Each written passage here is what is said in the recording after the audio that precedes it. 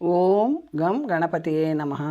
శ్రోతలకు నమస్కారం. మన ఛానల్కు స్వాగతం. శ్రీ పద్మ మహాపురాణం సృష్టిఖండం 28వ భాగం తీర్థావతారం. భీష్ముడు ఇలా పలికెను: ఓ మహతి, ఏ కర్మఫల ప్రభావం వలన ప్రేతతత్వం కలుగుతుంది, దాని నుంచి విముక్తి పొందుటెట్లు అని అడిగెను. అప్పుడు పులస్త్యుడు ఇలా పలికెను: నీవు అడిగినదంతా చెప్పెదను. దానిని విన్న పిదప నీకు తిరిగి మోహము కలుగదు. ప్రేతత్వము కలుగుటకు కారణమును దేవతలకు కూడా ధునర్థమైన నరకము కలిగించు దానిని గురించి చెప్పెదను, విను అనెను. అప్పుడు భక్తులతో మాటలాడుట, పుణ్యతీర్థములను కీర్తించుట వంటివి చేయడం వలన మానవుడు ప్రేతతత్వము నుంచి బయటపడును. పూర్వకాలంలో పృథ్వీ అంతటా విఖ్యాతుడైన వ్రతనిష్ఠుడైన ఒక బ్రాహ్మణుడు ఉండేవాడు. అతడు ఇంటిలోనే స్వాధ్యాయ నిరతుడై నిత్యము యోగ సాధన చేస్తూ జపయజ్ఞం చేస్తూ కాలం గడుపుచుండెను. ఆ సత్యవంతునిలో క్షమ, దయ, శాంతి వంటి గుణములు నిండి ఉన్నవి. అతని మనస్సు అహింసయందు లగ్నమై ఉన్నది. ఆ బ్రహ్మచారి తపోయోగ సమన్వితుడు. పితృకార్యములను వైదిక కర్మలను ఆచరించుచుండెను. పరలోకమునందు భయమును, సత్యము పలుకుటయందును, మధుర వాక్యములు పలుకుటయందును, అతిథి సత్కారములందును ఆసక్తి కలిగి ఉండెను. ద్వంద్వములను విడిచి ఇష్టపూర్తులను అంటే యజ్ఞములు చేయుట, భావులను త్రవ్వించుట వంటివి చేయుచు స్వకర్మలను ఆచరించుచు స్వాధ్యాయము నందు మగ్నుడై ఉండెను. ఈ విధముగా ఎంతో కాలం గడిచిన పిమ్మట ఒకనాడు తీర్థయాత్రలు చేయవలేనని, తీర్థములలో స్నానం ఆచరించవలేనని సంకల్పించెను. ఆ విధముగా పుష్కర తీర్థములో సూర్యోదయ కాలంలో స్నానం ఆచరించి శుద్ధుడై జపము చేసి నమస్కరించి బయలుదేరెను. అలా పశుపక్షులు లేని ముళ్ళ చెట్లతో నిండిన నిర్జన వనములో భయంకరమైన ఆకారము గల 5 వ్యక్తులను చూసెను. వికృతమైన ఘోరమైన ఆకారము గల వారిని చూసి మనసులో భయము కలిగిన నిశ్చయముగా ఉండెను. ధైర్యం కూడగట్టుకొని, మీరెవరు? మీకు ఈ వికృత ఆకారములు ఎట్లు కలిగినవి అని అడిగెను. అప్పుడు ఆ ప్రేతములు ఇలా పలికినవి: మేము ఎల్లప్పుడూ ఆకలి దప్పులతో మహా దుఃఖముతో కూడి ఉన్నాము. మా ప్రజ్ఞ నశించినది. దిక్కులు విదిక్కులు, భూమి ఆకాశము స్వర్గము ఏవీ తెలియకున్నాము. కానీ నీతో మాట్లాడుతుంటే మాకు ఆనందముగానున్నది. నా పేరు వర్యుషితుడు. ఈతడు సూచిముఖుడు. నా పేరు పర్యుషితుడు. ఈతడు సూచిముఖుడు. అతడు శీఘ్రగుడు. 4వ వాడు రోహకుడు. 5వ వాడు లేఖకుడు. బ్రాహ్మణుడు ఇలా పలికెను: కర్మ ప్రభావం వలన ప్రేతాత్మలైన మీకు పేర్లు ఎలా ఉన్నాయి? దానికి కారణమేమిటి అనెను. అప్పుడు ప్రేతాత్మలు ఇలా పలికినవి: నేను రుచికరమైన పదార్థములను తింటూ పాడైపోయిన పదార్థములను ద్విజులకు పెట్టేవాడిని. అందుకే నా పేరు పర్యుషితుడు. వీడు ఆహారం మొదలైన వాటి కోసం బ్రాహ్మణులను పొడిచేవాడు. అందుకే వాని పేరు సుశీముఖుడు. ఓ బ్రాహ్మణ, ఆకలిగొన్న బ్రాహ్మణుడు నన్ను యాచించినప్పుడు నేను అక్కడి నుంచి శీఘ్రముగా వెళ్ళిపోయాను. అందుకే నా పేరు శీఘ్రుడు. ఈతడు బ్రాహ్మణులు అడుగుతారన్న భయముతో మేడ ఎక్కి స్వాదిష్టమైన ఆహారమును భుజించేవాడు.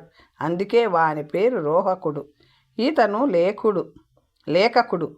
మా అందరిలోకి పాపాత్ముడు. ఎవరైనా యాచించుటకు వచ్చినప్పుడు తల వంచుకొని నేలపై గోళ్లతో గీరుతుంటా లేఖకుడు. అతి కష్టముతో నడుచును. రోహకుడు ఎప్పుడు తల వంచుకునేని. శీఘ్రగుడు కుంటివాడయ్యెను. సూచీముఖుడు సూదివలే అయ్యెను. పర్యూషితుడు పాపఫలము వలన పెద్ద మెడతో, బాణ పొట్టతో, పొడుచుకొచ్చిన పెదవులు మరియు వృషములతో ఉన్నాడు.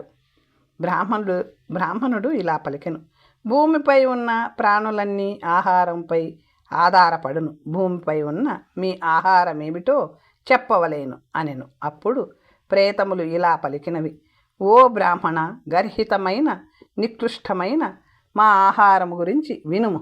దానిని విన్నచో మమ్మల్ని పదే పదే నిందించెదవు. శ్లేష్మ మూత్ర పురీషములు స్త్రీ శరీరములతో శౌచమును కోల్పోయిన గృహములోనూ ఎంగిలి ఆహారమును కాల్చబడిన, లేక చెల్లాచెదురుగా పడివేసిన, లేక స్త్రీలచే విసరి వేయబడినది, లేక మలమునే జుగుప్సాకరమైన ఆహారమును మేము తిందుము. లజ్జ అనేది లేని మనసు కలవారు, వ్రతములు యజ్ఞములు చేయనివారు, పెద్దలను గౌరవించని వారు, క్రోధలోపములు కలిగిన వారు ఉన్న ఇండ్లలోనూ, స్త్రీ అధికారము గల ఇండ్లలోనూ ప్రేతములు భుజించును. మా ఆహారం గురించి చెప్పుటకు సిగ్గుగా ఉంది. ఇంతకంటే ఎక్కువగా మేము చెప్పలేము. ఓ దృఢభర్త, మాకు ఈ శరీరము నుంచి విముక్తిని పొందు మార్గమును చెప్పవలేను. ఓ తపోధన, మానవులు ప్రేత జన్మ పొందకుండా ఉండుటెట్లు అని. అప్పుడు బ్రాహ్మణుడు ఇలా పలికెను: ఒక రాత్రి కానీ 2 రాత్రులు కానీ వ్రతములు చేయువాడు, కృచ్ఛ చాంద్రాయణాది వ్రతములు చేయువాడు ప్రేతతత్వమును పొందడు. సమస్త జీవులయందు దయగలవాడు, 1 లేదా 3 లేదా 5 అగ్నులకు వ్రేల్చువాడు, నిత్యాగ్నిహోత్రి మానవమానాలను, మన్ను బంగారములను, శత్రుమిత్రులను సమముగా భావించువాడు ప్రేతతత్వమును పొందడు. అతిథులను, దేవతలను, గురువులను, పితరులను పూజించువాడు, శుక్లపక్ష చతుర్థి మంగళవారంతో కలిసి వచ్చినప్పుడు పితరులను ఉద్దేశించి శ్రద్ధతో శార్దము చేయువాడు ప్రేతతత్వమును పొందడు. క్రోధమును జయించిన వాడు, విమర్శలు చేయనివాడు, ఆశ లేనివాడు, క్షమాగుణము గలవాడు, దానములను చేయువాడు, గోవులకు బ్రాహ్మణులకు నమస్కరించువాడు, తీర్థములకు పర్వతములకు నదులకు దేవతలకు నమస్కారం చేయువాడు ప్రేతతత్వమును పొందడు. ప్రేతములు ఇలా పలికినవి: ఓ మహామతి, అనేక ధర్మముల గురించి విన్నాము, దుఃఖముతో నిన్నడుగుతున్నాము. ప్రేతతత్వము ఎందుకు కలుగుతుంది అని అడిగిరి. అప్పుడు బ్రాహ్మణుడు ఇలా పలికెను: శూద్రాన్నము తిని అది పొట్టలో ఉండగానే మరణించినవాడు తల్లిదండ్రులను, అక్క చెల్లెళ్లను, అన్నా తమ్ములను, పుత్రులను దోషము లేకుండా విడిచిపెట్టువాడు ప్రేతమగును. అర్హత లేని వారి చేత యజ్ఞములను చేయించువాడు, అర్హత ఉన్నవారి చేత యజ్ఞములను చేయించనివాడు, శూద్రులను సేవించువాడు, న్యాసముగా ఉంచిన దానిని అపహరించువాడు, మిత్రులకు ద్రోహము చేయువాడు, శూద్రులకు వంట చేయువాడు, నమ్మిన వానికి ద్రోహం చేయువాడు, మాయావి గోబ్రాహ్మణులను వధించువాడు, దొంగ, త్రాగుబోతు, గురుతల్ప కాముడు, భూమిని కన్యను అపహరించువాడు, అందరికీ ఇచ్చిన దక్షిణను తానొక్కడే ఉంచుకున్నవాడు, నాస్తికుడు ప్రేతతత్వమును పొందును. బ్రాహ్మణుడు ఈ విధముగా మాటలాడుచున్నప్పుడు దేవదుందుభాలు మ్రోగినవి. దేవతలు పుష్పవృష్టిని కురిపించిరి. అనేక ప్రేతములు, విమానములు అన్ని దిక్కుల నుంచి వచ్చినవి. విప్రుని పుణ్య సంకీర్తన వలన, సంభాషణ వలన ఇది జరిగినది. ఓ భీష్మ, అందువలన శ్రేయస్సు కావలేనన్నచో ప్రయత్నపూర్వకంగా సత్పురుషులతో సంభాషణము చేయుము. 4 లక్షల సార్లు ఈ కథను పఠించువాడు ప్రేతతత్వమును పొందడు. భక్తి శ్రద్ధలతో ఈ కథను చదువువాడు, చెప్పువాడు, విన్నవాడు ప్రేతతత్వమును పొందడు. భీష్ముడు ఇలా పలికెను: పుష్కర తీర్థము ఆకాశములో ఉన్నదని ఎందుకు చెప్పుదురు? ధర్మశీలురైన మునులకు అది ఇక్కడ ఎట్లు లభించును? అది ఫలములను ఎట్లు ఇచ్చును? ఇదంతయు తెలుసుకోవలేనని ఉన్నది, దయచేసి చెప్పవలేను అనెను. అప్పుడు పులస్త్యుడు ఇలా పలికెను: ఓ రాజా, దక్షిణ పథమున ఉన్న కోట్ల కొలది ఋషులు స్నానమాచరించుటకు పుష్కరమునకు వచ్చిరి. అప్పుడు పుష్కరుడు ఆకాశమునకు వెళ్ళిపోవడంతో వారక్కడే ఉండి ప్రాణాయామ పరాయణులై 12 సంవత్సరముల కాలము బ్రహ్మను ధ్యానించిరి. అంతట బ్రహ్మ ఋషులతోనూ ఇంద్రునితోనూ అక్కడికి వచ్చెను. ఋషులు అంతర్ధానముగా ఉండి దుష్కరమైన నియమములన్నిట్లు చెప్పిరి. ఓ విప్రులారా, పుష్కరమును మంత్రములతో పిలవండి. ఆపోహిష్ఠామయో భువః అను రుక్కులతో పిలిచినచో పుష్కరము మన వద్దకు వచ్చును. ఆ ఆగమర్షణ మంత్రములను జపించుట వలన మనకు ఫలము సిద్ధించును. ఈ మాటలను విని బ్రాహ్మణులు అట్లే చేసి పుణ్యమును పొందిరి. ధర్మశాస్త్రముల చేత ఇంతకు ముందు నిందితులైన దక్షిణ ఉత్తర దేశము వారు కొండలపై నివసించు బ్రాహ్మణులు శార్ధమునందు పాల్గొనుటకు అర్హత లేని వారు కూడా పుణ్యవంతులైరి. ఆ కారణము వలన పుష్కరమింతవరకు ఆకాశంలోనే ఉన్నది. ఓ రాజా, కార్తీక మాసములో పుష్కరమందు స్నానం చేసినచో పవిత్రత లభించును. బ్రహ్మతో పాటు అందరికీ పుణ్యము లభించును. మంత్రహీనులైనను అక్కడికి వెళ్ళిన సమస్త వర్ణముల వారు పుణ్యవంతులగుదురు. వారు నిస్సందేహముగా ద్విజులతో సమానులే అగుదురు. కార్తీక పౌర్ణమి నాడు కృత్తికా నక్షత్రం వచ్చినచో అది మహాపుణ్యదినము. ఆనాడు చేసే స్నాన దానములు గొప్ప ఫలమునిచ్చును. కార్తీక పౌర్ణమి నాడు భరణి నక్షత్రం వచ్చినచో అది అది అది మహాపుణ్యవంతమైన తిథి అని యతులు చెప్పిరి. కార్తీక పౌర్ణమి నాడు రోహిణీ నక్షత్రం వచ్చినచో అది కార్తీక మనబడును. అది దేవతలకు కూడా దుర్లభమని చెప్పబడినది. ఈ 3 నక్షత్రములు సోమవారం నాడు కానీ, గురువారం నాడు కానీ, లేక ఆదివారం నాడు కానీ వచ్చినచో అది మహాపుణ్యదినమని బ్రహ్మదేవుడు స్వయముగా చెప్పెను. ఆనాడు పుష్కరములో చేసే స్నానము అశ్వమేధయాగ ఫలమునిచ్చును. ఆనాడు చేసే దానములు పితృతర్పణములు అక్షయమగును. విశాఖ నక్షత్రంలో సూర్యుడున్నప్పుడు చంద్రుడు కృత్తికా నక్షత్రంలో ఉన్నచో అది పుష్కరయోగం అనబడును. పుష్కర తీర్థంలో అది అతి దుర్లభము. అంతరిక్షము నుంచి భూమికి వచ్చిన మహాపుణ్యవంతమైన పుష్కరములో స్నానము చేయువారు ఉత్తమ లోకములను పొందుదురు. భూమిపైనున్న సమస్త పుణ్యతీర్థములలో ఉత్తమమైన తీర్థం పుష్కరం. దీనిని మించిన తీర్థం మరొకటి లేదు. ముఖ్యముగా కార్తీక పౌర్ణమి నాడు ఇది మహాపుణ్యవంతము. మునులచే సేవింపబడు ఈ తీర్థమును సరస్వతి ఉదుంబర వనము నుంచి వచ్చి నింపివేశెను. దక్షిణ దిశలో కొంత దూరంలో నీలాంజనచేయ పర్వత శిఖరము ఉన్నది. నీలవర్ణ గరికతో నిండి ఉంది. కదంబ అర్జున కుటజపూల పరిమళములతో నిండి ఉంది. కోకిలల కూకురావములతో నెమళ్ళ క్రేంకారములతో నిండి ఉంది. పుణ్యజలముతో నిండిన ఈ పుణ్యనది బ్రహ్మపుత్రి వెదురుల స్తంభము నుంచి ఉత్తరముఖముగా ప్రవహించినది. కొంత దూరం వెళ్ళిన పిదప తిరిగి పడమర వైపు పయనించును. అది మొదలు ఆ దేవి ప్రసన్నమైన ప్రాణుల యందు దయచేత అంతర్ధానమును విడిచి ప్రకటమైనది. అందువలన బ్రహ్మ పుష్కరములో ఆమెకు కనుక సుప్రభ, నంద, ప్రాచి, సరస్వతి అని 5 పేర్లను ఇచ్చెను.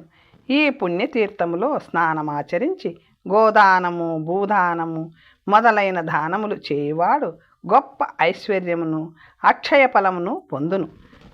ధాన్య దానములో శిలాదానం శ్రేష్టమని మునిశ్రేష్ఠులు చెప్పిరి. ఇంద్రియములను జయించి మనసును నియంత్రించి ఇచ్చట మరణించువాడు బ్రహ్మలోకమునకు వెళ్ళును.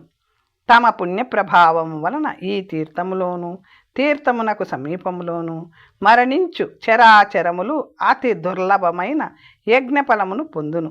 అందువలన మానవులు ప్రయత్నపూర్వకముగా సరస్వతీ నదిని ఆశ్రయించి సేవించవలేను. సరస్వతీ నది పుణ్యజలమును నిత్యము త్రాగువారు భూలోకమందున్నను వారు దేవ సమానులు. శూద్రులు కూడా ఇక్కడ స్నానం చేసినచో యజ్ఞదానాదుల వలన బ్రాహ్మణులు పొందు ఫలమును పొందుదురు. మహాపాపులు కూడా పుష్కరమున దర్శించినంత మాత్రమున దేవలోకమును పొందుదురు. ఇచ్చట ఉపవసించువారు పౌండరీక యజ్ఞమును చేసిన ఫలమును పొందుదురు. మాఘమాసములో తమ శక్త్యానుసారము ఎవరు సద్బ్రాహ్మణునకు నువ్వులను దానమిచ్చెదరో వారు వైకుంఠమును పొందుదురు. ఇచ్చట స్నానము చేసి ఉపవసించి పంచగవ్యములను స్వీకరించునో తినునో వాడు స్వర్గమునకు వెళ్ళును.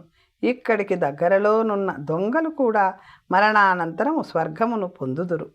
ఆకాశము నుంచి పుట్టిన నదీ శ్రేష్ఠురాలైన గంగాదేవి సరస్వతిని దర్శించి ఓదార్చిన ప్రదేశమే గంగోద్భేదము. దేవతలు సిద్ధులు ఆశ్రయించిన పుణ్య ప్రదేశమది.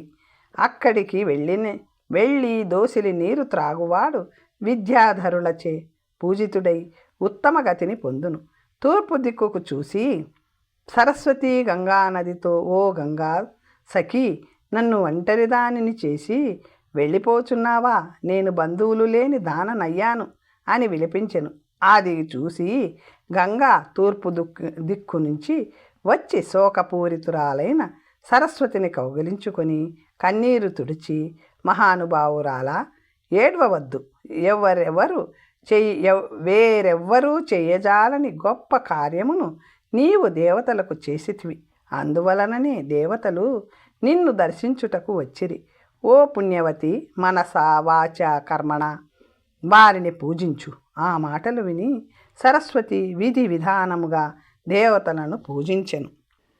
క్రమముగా బ్రహ్మపుత్రి సఖియలను కలిసెను. జ్యేష్ఠ మధ్యమ పుష్కర సంగమము జగద్విఖ్యాతము. బ్రహ్మపుత్రి సరస్వతి పడమర దిక్కుగను, గంగ తూర్పు ముఖముగను ప్రవహించెను.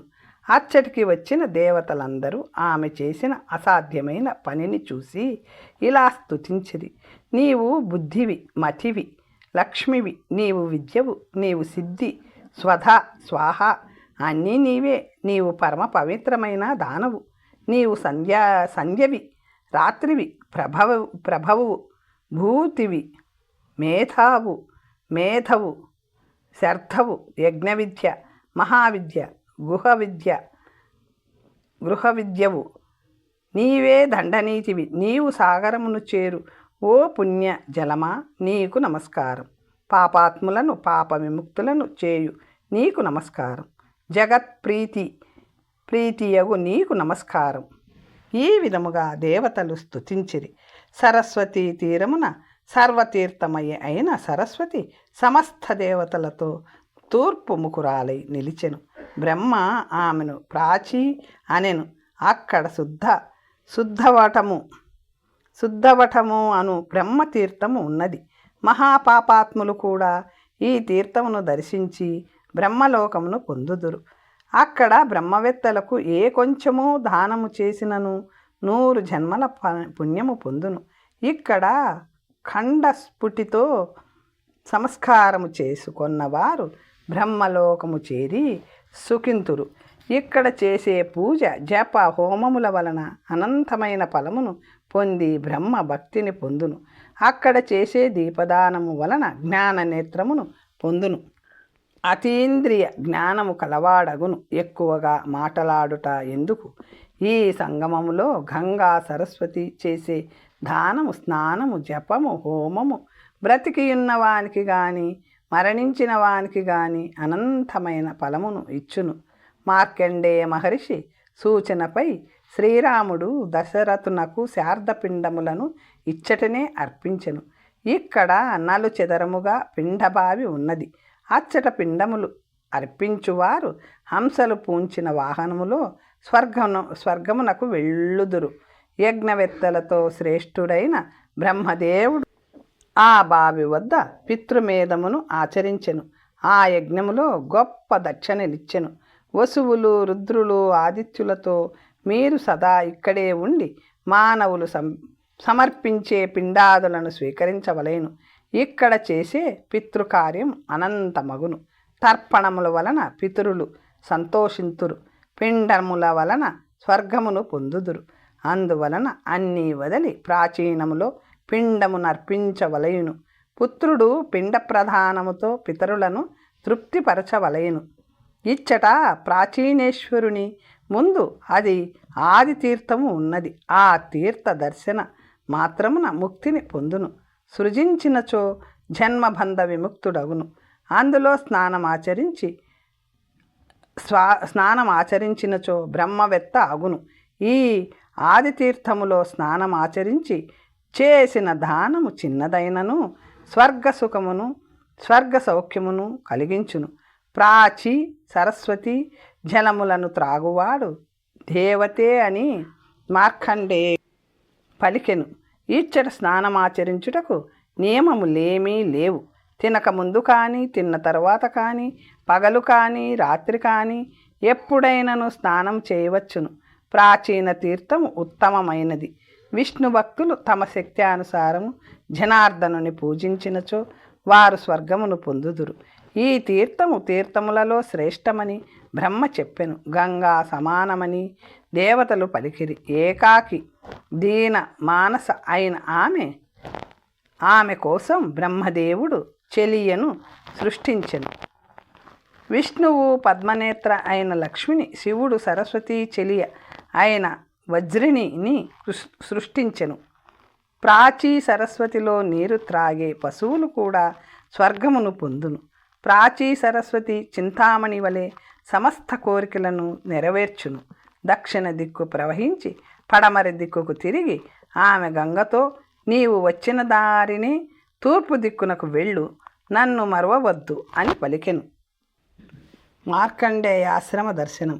భీష్ముడు ఇలా పలికెను. ఓ ముని, శ్రీరామునికి మార్కండేయుడు ఎట్లు బోధించెను?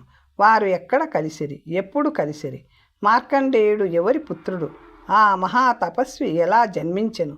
మార్కండేయ నామమునకు అర్థమేమిటి? పులస్త్యుడు ఇలా పలికెను. మార్కండేయుని జన్మము గురించి చెప్పెదను. పూర్వకల్పములో భృగుపుత్రుడైన మృకండుడనే ఋషి ఉండేవాడు. అతడు భార్యతో కలిసి తపమాచరించెను. అలా వనములో ఉండగానే వారికొక కుమారుడు జన్మించెను. ఆ బాలుడు 5 సంవత్సరముల వయసులోనే మంచి గుణవంతుడయ్యను. ఒకనాడు ఆ బాలుడు ఇంటి ముంగిట తిరుగుతున్నప్పుడు ఒక జ్ఞాని అతనిని చూసి చాలా సమయము అక్కడే ఉండి బాలుని గమనించెను. మృకండ మహర్షి ఆ జ్ఞానిని, అయ్యా, ఈ బాలుని ఆయుష్షు ఎంత? లెక్కించి చెప్పవలేను అని కోరెను.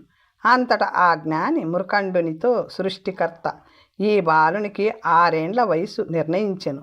నీవు శోకింపరాదు, నేను సత్యమునే పలుకుచున్నాను అని చెప్పెను. ఈ విషయము విన్న మృకండ మహర్షి కుమారునికి వెంటనే ఉపనయన సంస్కారమును గావించి బాలునితో, కుమారా, ఋషులకు అభివాదము చెయ్యు అని చెప్పెను. వారికి నమస్కరించుటలో ఆ బాలుడు గొప్ప ఆనందమును పొందెను. ఆనాటి నుంచి ఆ బాలుడు స్వవర్ణము వారా పరవర్ణము వారా అని ఎంచకుండా అందరికీ నమస్కారం చేయుట మొదలుపెట్టెను. ఈ విధముగా 5 నెలల 25 రోజులు గడిచినవి. ఆ మార్గంలో వెళ్ళుచున్న సప్త ఋషులను చూసి బాలుడు వారికి నమస్కరించెను. చేతిలో దండము మేకలము ధరించిన ఆ బాలుని చూసి వారు దీర్ఘాయుష్మాన్ భవ అని దీవించిరి. వారు ఆశీర్వదించిన పిదప బాలుడు అల్పాయుష్కుడని తెలుసుకునిరి. ఆ బాలునికి 5 రోజుల ఆయువు మిగిలి ఉన్నదని తెలిసి భయపడి బాలుని తీసుకొని బ్రహ్మ వద్దకు వెళ్ళిరి. బాలుని అక్కడ విడిచి బ్రహ్మకు నమస్కరించిరి. ఆ బాలుని గురించి బ్రహ్మకు చెప్పగా, పరిచయము చేయగా బాలుడు బ్రహ్మకు నమస్కరించెను. సప్త ఋషుల సమక్షంలో బ్రహ్మదేవుడు బాలుని దీర్ఘాయుష్కుడవు కమ్ము అని దీవించెను. బ్రహ్మదేవుని ఆశీర్వచనములు విని ఋషులు సంతోషించిరి. బ్రహ్మదేవుడు ఋషులను చూసి విస్మయుడై, మీరు వచ్చిన కారణమేమిటి? ఈ బాలుడు ఎవరు? చెప్పండి అని అడిగెను. అంతట ఋషులు, ఆ బాలుడు మృకండుని పుత్రుడు, అల్పాయుష్కుడు, దీర్ఘాయుష్యుని చేయవలయును. మృకండ మహర్షి ఆ బాలునికి ఉపనయన సంస్కారము చేసి కనపడిన వారికి అందరికీ నమస్కరింపుమని చెప్పెను. మేము తీర్థయాత్రకు వెళుతూ అటుగా వెళ్ళినప్పుడు ఆ బాలుడు నమస్కరింపగా, దీర్ఘాయుష్కుడవు కమ్మని దీవించితిమి.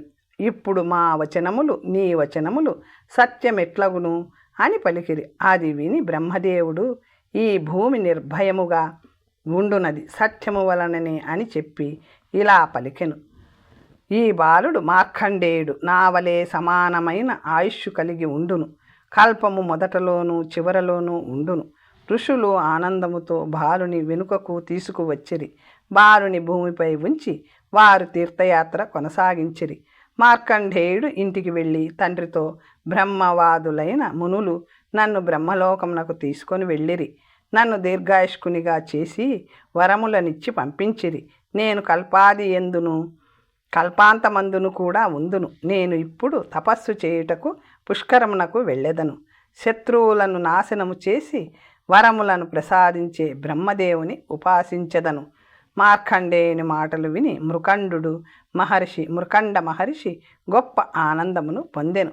ఒక్క క్షణము దీర్ఘంగా నిట్టూర్పు విడిచి ధైర్యమును అవలంబించి ఇలా పలికెను. ఈనాడు నా జన్మ సఫలమైనది. నా జీవితమునకు అర్థమేర్పడినది. సమస్త జగత్తును సృష్టించు పితామహుని దర్శనమైనది. నీవు నా పుత్రునిగా నా వంశము వృత్తి పొందినది. నీవు వెళ్ళి పుష్కరములో పితామహుని దర్శించు. జగన్నాథుని దర్శించినచో జరా మృత్యువులు ఉండవు. అక్షయ సౌఖ్యము, ఐశ్వర్యము, తపస్సు సిద్ధించును. అక్కడ 3 పర్వత శిఖరములు, 3 వాగులు ఉన్నవి. అలాగే 3 పుష్కరములు ఉన్నవి. 3 పుష్కరములు ఉండుటకు కారణం నాకు తెలియదు. కనిష్టము, మధ్యమము, జ్యేష్ఠము అని పుష్కరములు 3. బ్రహ్మ, విష్ణు, రుద్రులు ఆ 3 పుష్కరములలో ఉందురు. పుష్కరము కంటే పుణ్యవంతమైన తీర్థము లేదు. అచ్చట జలము, ధూళి లేకుండా స్వచ్ఛముగా ఉండునని త్రిలోక ప్రసిద్ధము. బ్రహ్మలోకమునకు దారి అయిన ఈ పుష్కరమును ధన్యులు మాత్రమే దర్శించగలరు. 100 సంవత్సరములు అగ్నిహోత్రమును ఉపాసించువారు పొందు ఫలము కార్తీక మాసంలో పుష్కరములో నివసించి పొందు ఫలము ఒక్కటే. పుత్ర, నేను చెయ్యలేని కార్యమును నీవు చేశావు. సర్వమును హరించే మృత్యువును నీవు జయించావు. సర్వమును నీవు బ్రహ్మను దర్శించావు. నీతో సమానమైన వాడు భూలోకంలో ఇంకొకడు ఉండడు. నా అనుగ్రహము వలన నీవు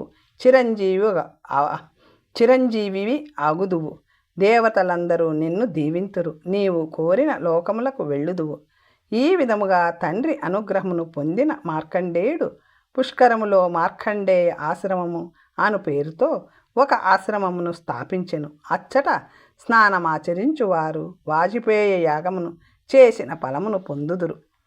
సర్వపాప విసిద్ధులై దీర్ఘాయుష్కులగుదురు. పులస్త్యుడు ఇలా పలికెను. ఇప్పుడు నీకు మరొక పురాతన ఇతిహాసము నీకు చెప్పెదను. శ్రీరామునిచే నిర్మించబడిన పుష్కరమును గురించి నీకు చెప్పెదను. శ్రీరాముడు సీతాలక్ష్మణులతో చిత్రకూటము నుంచి అత్రి మహర్షి ఆశ్రమమునకు వెళ్ళి ఆ మునీంద్రుని ఇట్లు అడిగెను. ఓ మహాముని, ఏ తీర్థము లేదా క్షేత్రమును దర్శించుట వలన మానవులకు బంధువుల నుండి ఎడబాటు కలుగదు? దయచేసి చెప్పవలేను. నేను వనవాసము వలన, దశరథ మహారాజు మరణము వలనను, భరతునితో ఎడబాటు వలనను దుఃఖమును అనుభవించుచున్నాను. అత్రి మహర్షి రాముని మాటలు విని చాలాసేపు ధ్యానించి ఇలా చెప్పెను.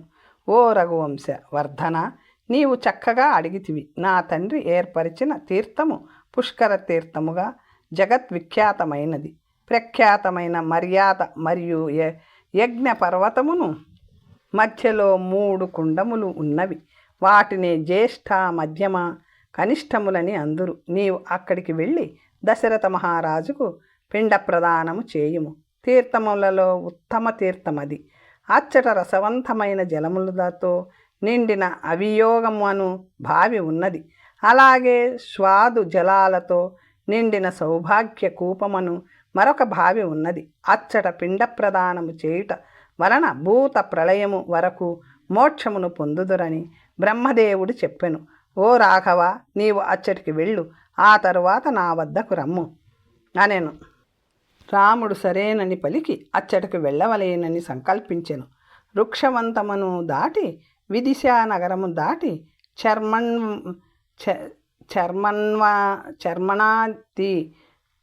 చర్మణవతి నదిని దాటి యజ్ఞపర్వతమును చేరెను. దానిని వేగముగా దాటి మధ్యమ పుష్కరమును చేరెను. అచ్చట దేవతలను, పితృదేవతలను తర్పణములతో సంతృప్తి పరిచెను.